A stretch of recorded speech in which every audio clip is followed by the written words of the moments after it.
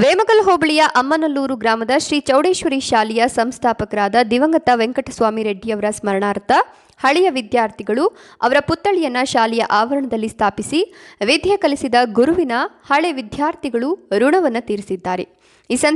ಈ ಸಂದರ್ಭದಲ್ಲಿ ಶ್ರೀ ಚೌಡೇಶ್ವರಿ ಶಾಲೆಯ ಅಧ್ಯಕ್ಷರಾದ ಕೃಷ್ಣಾಪುರ ಶ್ರೀನಿವಾಸ್ ಮಾತನಾಡಿ, ಈ ಭಾಗದಲ್ಲಿ ಬಡ ಕೂಲಿ ಕಾರ್ಮಿಕರ ಮಕ್ಕಳು ಹೆಚ್ಚಾಗಿದ್ದು ಜೀವನ ನಡೆಸಲು ಕಷ್ಟಕರವಾಗಿತ್ತು. ಅಂತಹ ಸಂದರ್ಭದಲ್ಲಿ ಅಮ್ಮನಲ್ಲೂರು ಗ್ರಾಮದಲ್ಲಿ ತಮ್ಮ ಸ್ವಂತ ಹಣದಲ್ಲಿ ಶಾಲೆ ಕಟ್ಟಿಸಿ ಬಡವರಿಗೆ ವಿದ್ಯಾದಾನ ಮಾಡಿದ ಒಬ್ಬ ಪುಣ್ಯಾತ್ಮ ಈ ಶಾಲೆಯಲ್ಲಿ ಓದಿದ ಅದೆಷ್ಟೋ ವಿದ್ಯಾರ್ಥಿಗಳು ಇಂದು ಸರ್ಕಾರಿ ಶಿಕ್ಷಕರಾಗಿ, ವಕೀಲರಾಗಿ, ಎಂಜಿನಿಯರ್ಗಳಾಗಿ ಕಾರ್ಯನಿರ್ವಹಿಸುತ್ತಿದ್ದಾರೆ. ಅವರ ಸಿದ್ಧಾಂತವನ್ನು ಈ ಶಾಲೆಯಲ್ಲಿರುವ ಪ್ರತಿಯೊಬ್ಬ ಮಕ್ಕಳು ಅಳವಡಿಸಿಕೊಂಡರೆ ಪ್ರತಿ ಮನೆಯಲ್ಲಿ ಒಬ್ಬ ಶಿಕ್ಷಕರು ಇರ್ತಾರೆ ಎಂದರು. ಈ ಸಂದರ್ಭದಲ್ಲಿ ಎಂವಿಆರ್ ಅವರ ಧರ್ಮಪತ್ನಿ ಮಂಜುಳಮ್ಮ, ಉಪಾಧ್ಯಕ್ಷರಾದ ರಾಜಣ್ಣ, ಎಂಸಿ ವೆಂಕಟರೆಡ್ಡಿ, ಮುನೇಗೌಡ, ವೀರಪ್ಪರೆಡ್ಡಿ, ಕೃಷ್ಣಾಪುರ ರಾಜಣ್ಣ, ವಾಸುದೇವಗೌಡ, ದೊಡ್ಡೇಗೌಡ ಹಾಗೂ ಎಂವಿಆರ್ ಅವರ ಶಿಷ್ಯರಾದ ಚಿಕ್ಕಬಳ್ಳಾಪುರ ಶಶಿಶೇಖರ್ ಹಾಗೂ ಶಾಲಾ ಮುಖ್ಯ ಶಿಕ್ಷಕರಾದ ಮುನಿವೆಂಕಟಸ್ವಾಮಿ, ಬೈರೇಗೌಡ ಹಾಗೂ ಇನ್ನೂ ಹಲವರು ಉಪಸ್ಥಿತರಿದ್ದರು.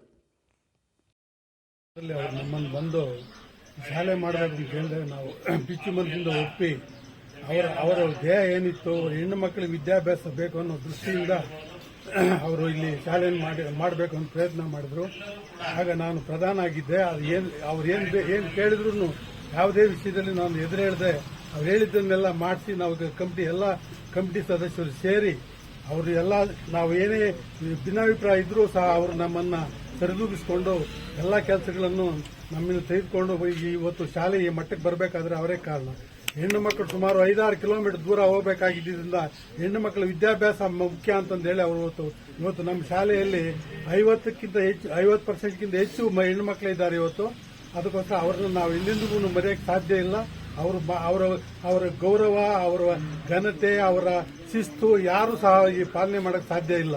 ಅದರಿಂದ ದಯವಿಟ್ಟು ಈಗಿರ್ತಕ್ಕಂಥ ವಿದ್ಯಾರ್ಥಿಗಳಿರ್ಬೋದು, ಕಮಿಟಿ ಸದಸ್ಯರಿರ್ಬೋದು, ಎಲ್ಲರೂ ಅವರ ರೀತಿ ಅನುಕರಣೆ ಮಾಡಿದ್ರೆ ಮಾತ್ರ ಈ ಸಂಸ್ಥೆ ಬೆಳೆಯಲಿಕ್ಕೆ ಸಾಧ್ಯ ಅಂತ ಹೇಳಲಿಕ್ಕೆ ಇಚ್ಛೆ ಪಡ್ತೀನಿ. ಜೈ ಹಿಂದ್, ಜೈ ಕರ್ನಾಟಕ.